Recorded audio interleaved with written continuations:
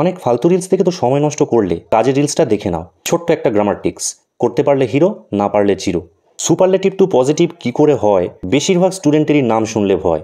Ram is the best boy in the class. এটাকে যখন আমরা পজিটিভ ডিগ্রিতে নিয়ে যাব, উপরের এই নিয়মটা অ্যাপ্লাই করব। প্রথমে আমরা কি বসাবো? No other. No other.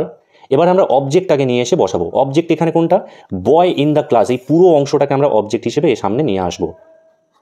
Boy in the class. এইবারে আমরা ভার্ব বসাবো। এখানে কি ভার্ব ছিল? ইজ।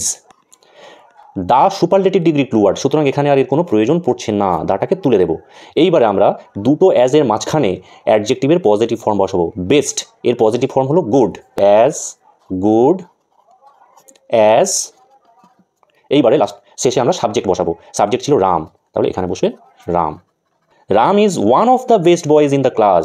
তাহলে এই সেন্টেন্সের সঙ্গে এখানের পার্থক্যটা কি ছিল? এখানে ছিল শুধু দ্য বেস্ট, আর এখানে ছিল ওয়ান অফ দ্য বেস্ট। ঠিক আছে, তাহলে এর জন্য আমার শুধুমাত্র ওয়ান অফ দ্য থাকলে তাহলে আমরা ভেরি ফিউ দিয়ে করব। তাহলে প্রথমে আমি বসাবো ভেরি ফিউ। এইবারে অবজেক্ট কোনটা? বয়েজ ইন দ্য ক্লাস, এই পোর্শনটাকে আমরা নিয়ে আসবো ক্লাস।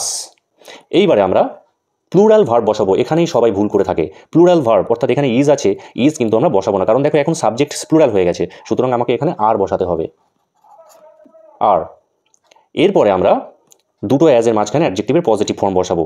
আমাদের দা উঠে যাবে, ওয়ান অফ দা উঠে গিয়ে দুটো অ্যাডজেক্টিভ, বেস্টের পজিটিভ হলো গুড, তাহলে অ্যাজ, গুড, অ্যাজ। এরপরে সাবজেক্ট রাম। চ্যানেলটি যদি ভালো লেগে থাকে তাহলে প্লিজ লাইক ও সাবস্ক্রাইব করে দিও।